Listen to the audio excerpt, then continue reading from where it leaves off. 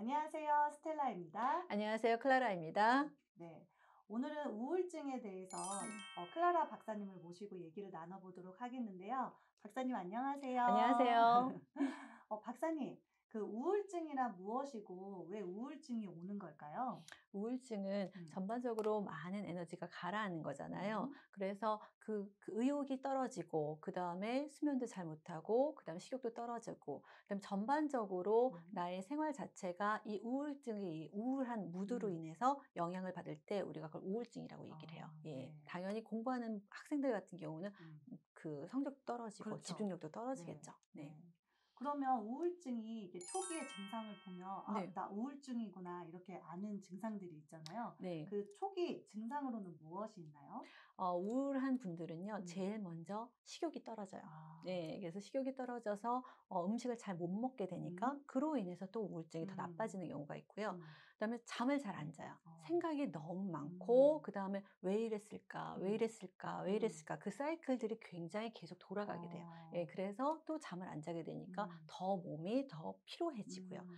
예, 그런 것들부터 시작을 해서 음. 일단은 내가 뭔가를 하려고 하는데 집중력이 안 되고 음. 성취가 나지 않고 하기가 두려워지고, 음. 그래서 자꾸 이렇게 아. 음. 은둔을 하는 그런 분들도 굉장히 많죠. 아. 예. 그렇죠. 그러면 이 네. 사계절 중에 유독 가을이 오면 우울증을 겪는 분들이 굉장히 많는데요.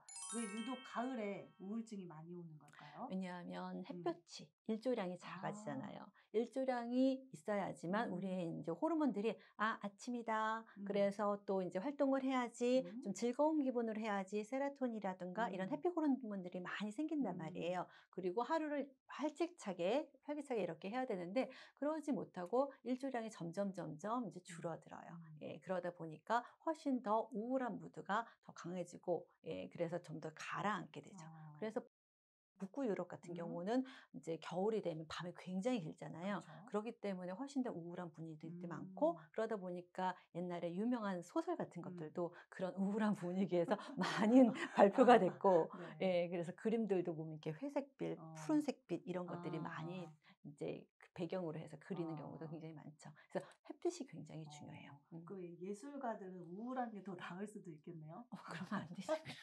영감이 오니까. 아니에요. 네.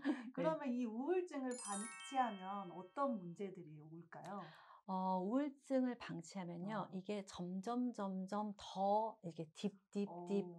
안으로 더 음. 내려가요. 그러다 보면 심각하게는 자살 충동까지 어. 일어날 수가 있거든요. 그쵸. 예, 그렇기 때문에 우울증은 '아 내가 약간 우울해.' 이런 거 음. 가지고 음. 그냥 이게 간과해 보면 안 음. 되고요.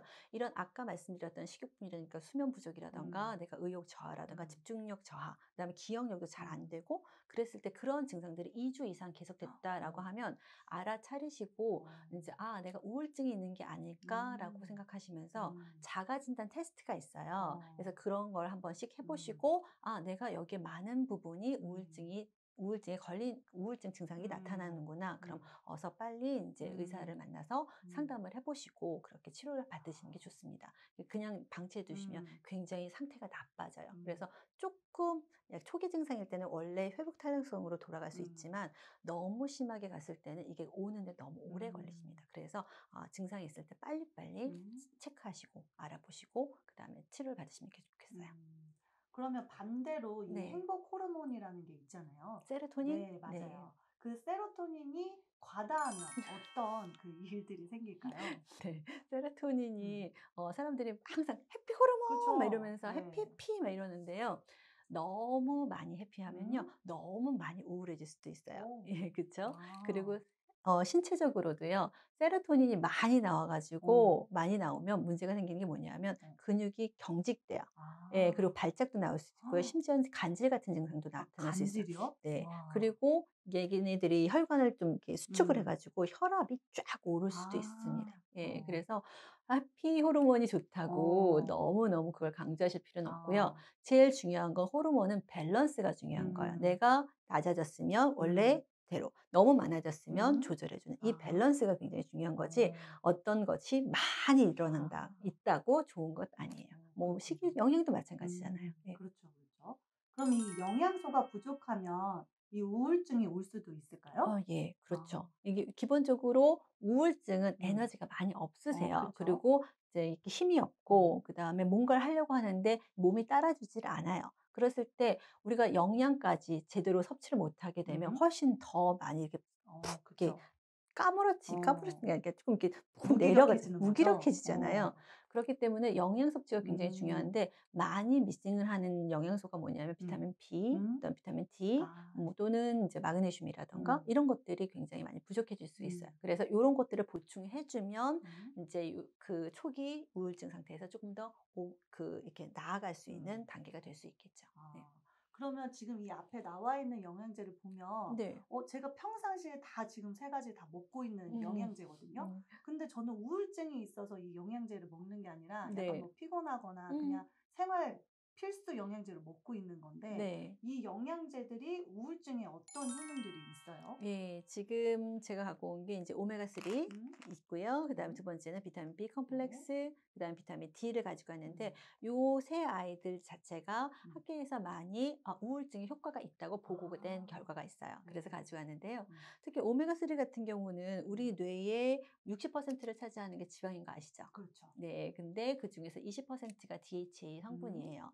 보통 일반적으로 식이에서 음. 우리가 생선으로 음. DHA나 EPA를 섭취를 해야 되는데 네. 그게 그렇게 충분하진 않아요. 음. 그랬을 때 DHA를 오메가3를 음. 먹었을 때는 음. 그런 부분을 보충해 주고요. 아. 그다음에 이제 뇌 신경 전달 물질 같은 것들도 생성해 주고 음. 예 그렇기 때문에 훨씬 더 우울증에 효과가 있다라는 음. 보고가 이미 나와 있어요. 아. 예. 네. 그러면 이 우울증 약을 이미 복용을 하고 계시는 분들이 많으실 거 아니에요? 네. 그러면 그 우울증 약과 이 영양제를 같이 먹었을 때 뭐 음. 괜찮나요? 예, 괜찮습니다. 음. 왜냐하면 우울증 약하고 음. 얘하고는 서로 인터랙션을 하지 않기 아. 때문에 그 대신에 약간의 우리가 좀 더 음. 안전성을 더 고려를 음. 한다면 이제 우울증 약을 아침에 어. 먹었다라고 하면 그거를 약간 좀 피해서 음. 이제 점심에 드신다거나 요런 아. 식으로 시간 타임을 주시면 더 좋으실 것 같아요. 어. 네. 예. 그러면은 이 영양제들을 먹었을 때 좀 주의해야 할 점이 있다면 어떤 것들이 있을까요? 지금 이제 비타민 오메가3 같은 경우는요. 음. 여러분들이 잘 아실 거예요. 음. 오메가3의 기능이 뭐죠? 뭐 눈 건강도 있고 예. 두뇌도 눈을 있고 촉촉하게 해 주고 네. 그다음에 뇌 건강이라든가 혈액순환. 혈액순환도 네. 좋고 염증을 줄여 주잖아요. 그렇죠. 예. 오메가3는 정말 기능이 많은 예쁜 아이네요. 네. 그런데 얘를 너무 과량을 먹었을 음. 때는요. 혈전을 너무 잘 녹여 줘 가지고 아. 예 우리가 이제 그 혈전 용해제를 드시는 분 음. 같은 경우는 이게 더블이 된단 말이죠. 예. 어. 그렇기 때문에 그런 분들도 시간차를 둬서 오메가3랑 음. 혈전 용해제를 따로 좀 이렇게 드시는 게 더 음. 좋겠고요. 네.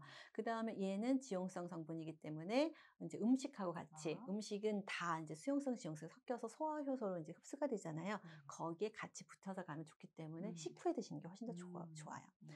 그리고 비타민 D는 여러분이 아시는 것처럼 우리가 뼈를 튼튼히 한다든가 그렇죠. 그다음에 이제 칼슘 흡수를 음. 도와주고 그다음에 우울증도 예방을 해 주고 면역 기능도 올려주고 기억력도 좋아지고 이런 효능이 있잖아요. 음. 그런데 얘 같은 경우는 정말 비타민 D를 꾸준하게 음. 먹었을 때 우울증이 좋아진다는 보고가 있기 때문에 음. 저희가 이걸 갖고 왔고요. 비타민 B를 가져왔는데요. 비타민 B는 여러분이 아시다시피 에너지를 음. 많이 만드는 음. 그런 조효소로 많이 쓰여요. 어. 그렇기 때문에 비타민 B 시리즈가 음. 부족했을 경우에는 피로도가 굉장히 높아집니다. 어. 그래서 얘를 먹었을 때는 우리가 이제 그 효소가 음. 에너지 사이클이 잘 돌기 때문에 음. 피로도가 많이 감소되고 네. 에너지가 충만하게 되죠. 네. 근데 얘도 식후에 같이 드시면 좋겠고요. 음. 근데 얘는 음. 아침에 드시는 게 훨씬 더 음. 좋으세요. 왜냐하면 에너지를 주니까. 아. 근데 저녁에 밤에 자기 전에 '아 나 비타민 B 컴플렉스 까먹었어.' 어. 그러면서 드셨을 경우에는 밤에 잠을 잘 못 주무시죠. 잠을 설치는군요. 그쵸. 왜냐하면 에너지가 막 그쵸. 뻗쳐 가지고. 음. 예 그리고 마지막에 있는 비타민 D는 아시다시피 면역력도 음. 높여 주고 우리가 우울증에도 음. 좋다는 보고가 있겠고요. 네. 그다음에 인제 뼈를 튼튼하게 해 주는 여러 음. 가지 기능이 있는데요. 특히 인제 비타민 D도 고용량을 먹었을 때는요. 어. 우리 몸에 훨씬 더 부담이 많이 가죠. 아. 왜냐하면 칼슘들이 훨씬 더 많이 흡수가 되기 음. 때문에 간과 신장에 무리가 되기 때문에 항상 권장량 안에서 드시기를 음. 권장을 드리고요. 네. 얘도 식후에 음식과 같이 드시면 훨씬 더 좋습니다. 네. 식후에. 네. 네. 그럼 오늘 박사님과 함께 우울증에 관해서 얘기를 나누어 봤는데요. 네. 다음 시간은 또 다른 주제로 여러분들을 만나보도록 하겠습니다. 그럼 다음 시간에 뵐게요. 안녕. 안녕.